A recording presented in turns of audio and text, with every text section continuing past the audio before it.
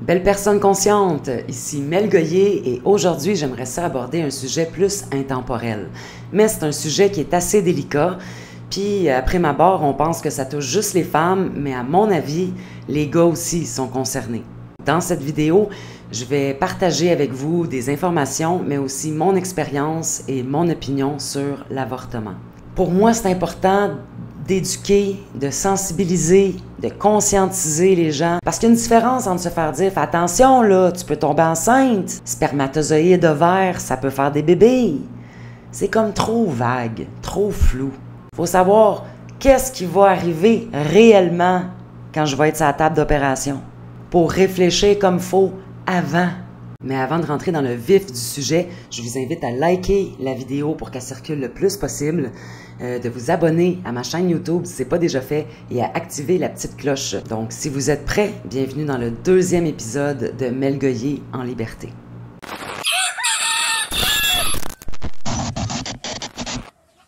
Je vais commencer par un avertissement.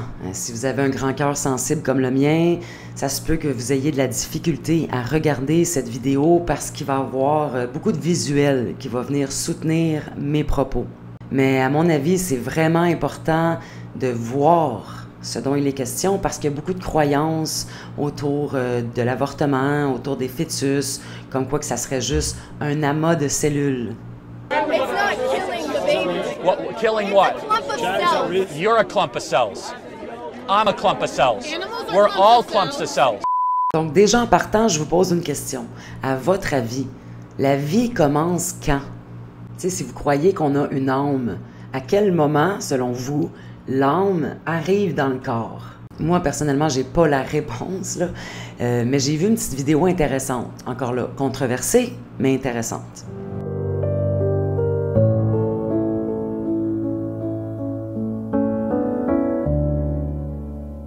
L'avortement, c'est un sujet sensible parce que, veut pas, c'est souvent les femmes qui se font pointer du doigt.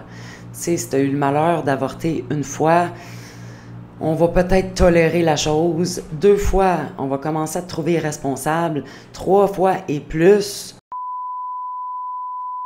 Mais un homme qui va mettre 15 femmes enceintes, qui vont tous se faire avorter, ça, on n'en parle pas beaucoup, hein? Puis je vais vous expliquer pourquoi, à mon avis, c'est comme ça. Je vous partage mon expérience. J'ai rencontré un jeune homme avec lequel je suis tombée amoureuse et à ma fête, le 17 mars, je venais d'avoir 17 ans. On est en 1998 et bon, on fait l'amour et je tombe enceinte. À ce moment-là, j'en ai aucune idée parce que je suis pas régulière puis ça me prend un certain temps avant de comprendre que crème. Ça fait longtemps, me semble, que j'ai pas été menstruée. Fait que je me suis rendue dans un CLSC, passé un test et j'ai eu le choc de ma vie quand la fille m'a apprise que j'étais enceinte. Pour moi, c'était très clair que je ne voulais pas d'enfant, donc la première chose que j'ai pensé, c'est à quand l'avortement? Pas de questions, pas de réflexion, même pas d'échographie dans le temps.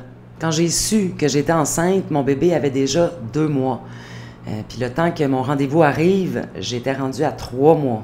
Je veux dire, j'avais déjà un petit bump, là, un petit ventre. Moi, à cette époque-là, j'étais convaincue que le bébé que j'avais dans le ventre, il était pas plus gros qu'un pois chiche, gros comme le bout de mon pouce. Je le visualisais comme une pinotte, un petit point rond.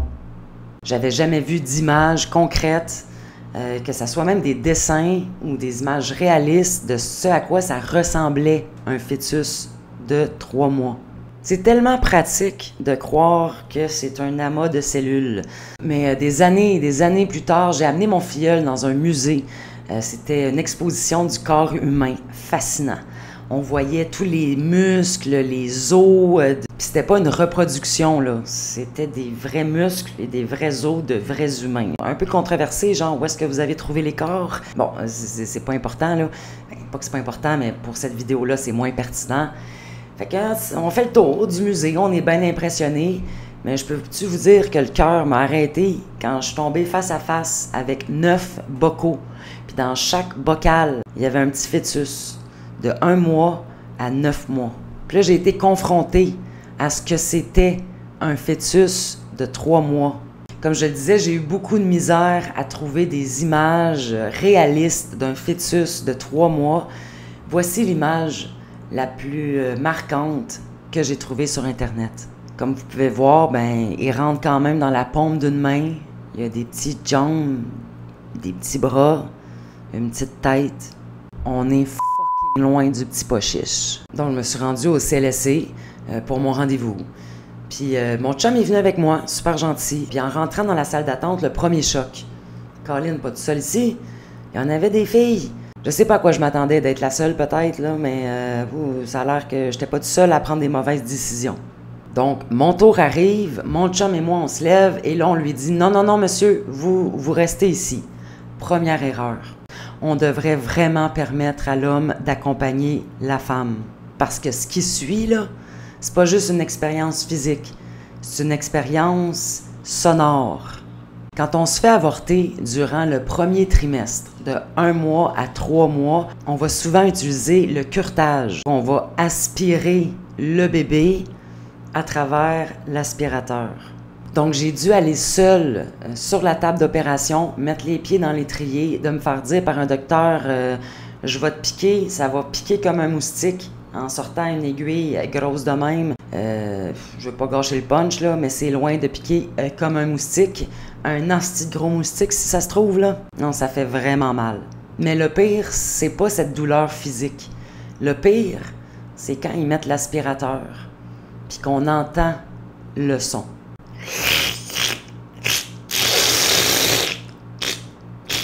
Puis on voit que c'est des motons. Ça passe pas d'un coup, hein. C'est complètement dégueulasse. Moi, avoir su, je me serais mis un casque, j'avais beau me boucher les oreilles, je l'entendais pareil. Puis il y a personne, mais personne qui m'avait préparé à ce son-là. Puis mon chum était de l'autre côté, à l'abri. Tu sais, ça prend 2 humains pour faire un bébé. En théorie, un homme et une femme, là. En tout cas, en 1998, c'était le même. Mais comment ça, il y avait juste moi qui subissais cet effet sonore? C'est assez traumatisant, merci, puis je pense que ça aurait été bénéfique que mon chum l'entende aussi.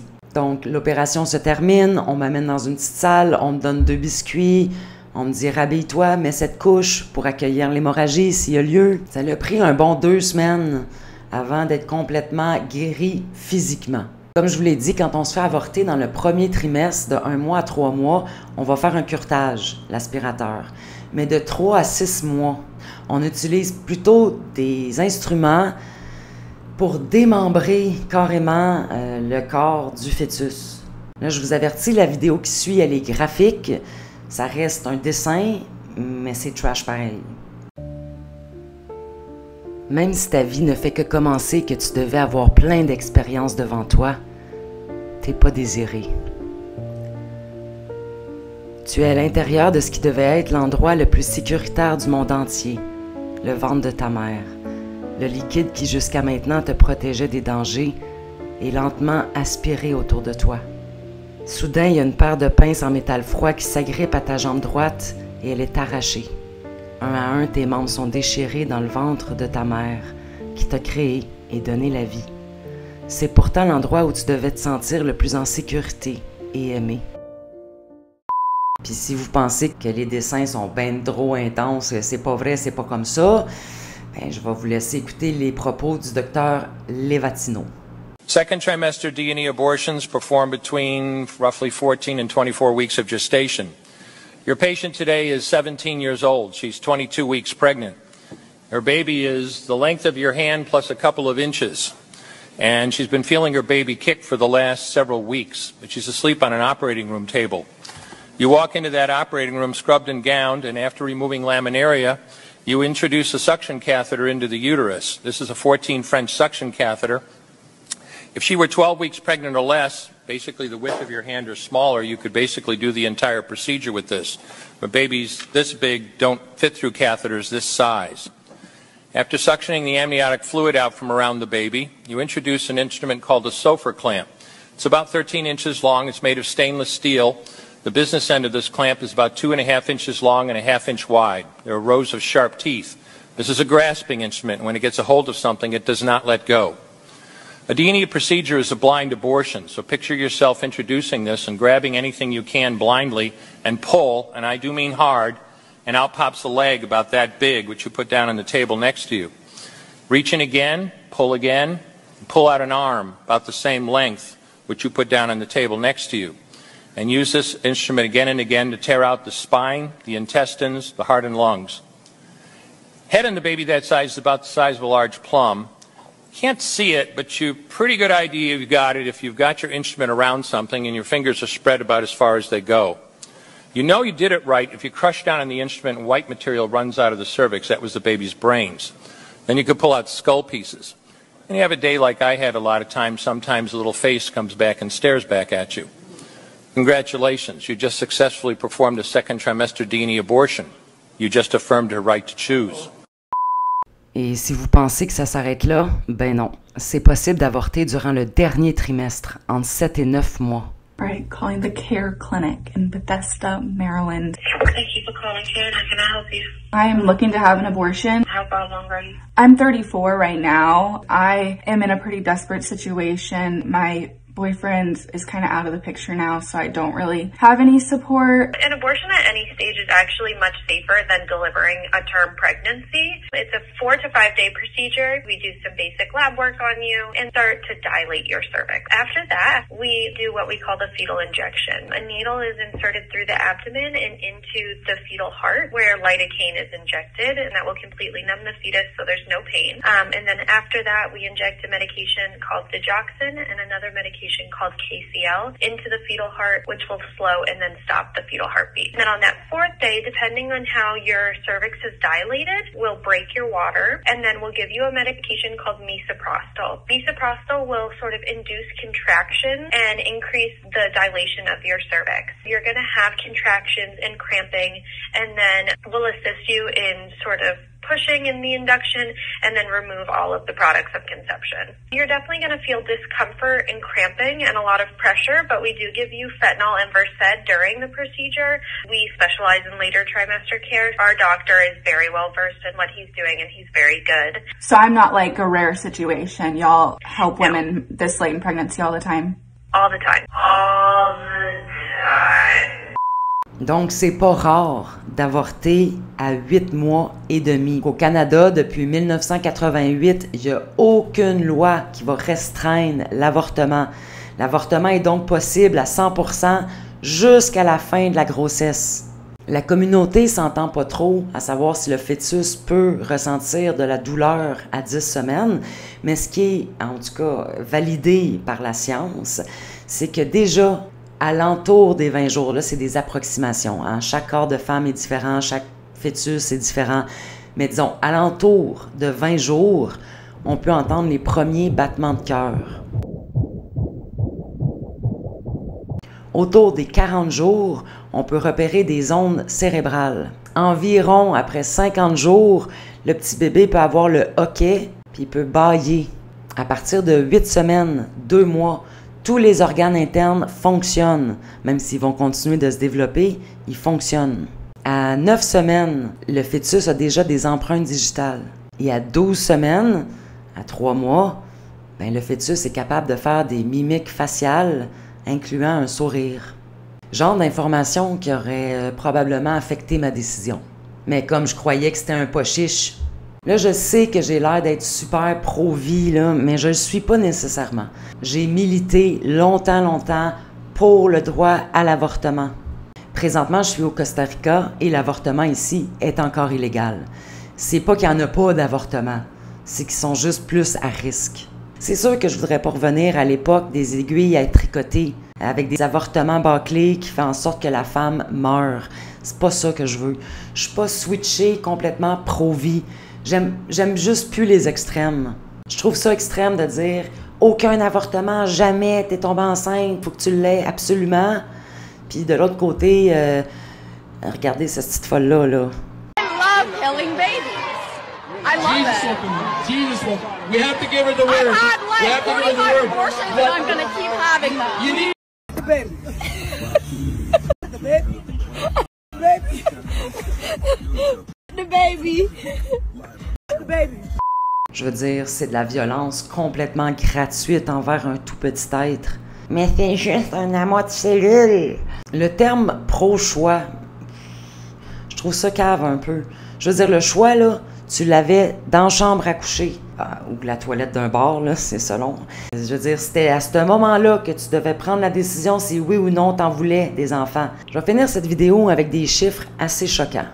Selon l'OMS, c'est 73 millions d'avortements par année. Ça fait pas mal 205 500 par jour. 205 500 avortements quotidiennement. Ça, c'est l'équivalent de 4 fois le stade olympique plein. Comptes-tu à tous les jours? C'est de la folie, esti. Donc, toi, est-ce que tu te considères pro-vie? Est-ce que tu te considères pro-choix? Ou comme moi, tu considères que l'éducation, c'est la clé? Vous pouvez me laisser votre réponse en commentaire, mais s'il vous plaît, gang, le plus respectueusement possible. Le but, c'est pas d'envoyer chier un clan ou l'autre. Moi, je me retrouve en plein centre, là. Donc, si tu as aimé ce contenu, si tu le trouves pertinent, si tu penses qu'il y a plus de gens qui devraient le voir, ben je te remercie de le partager. Je te remercie aussi d'aimer cette vidéo-là, de laisser un pouce. Ça fait une grande différence pour la visibilité. De t'abonner à ma chaîne YouTube, de cliquer sur la cloche pour être avisé quand je vais sortir le 3e épisode. Puis je vous avertis, là, ça sera pas toujours aussi intense. J'ai d'autres sujets plus légers qui s'en viennent. Mais en attendant de se revoir dans une prochaine vidéo, je vous embrasse, je vous aime, prenez soin de vous.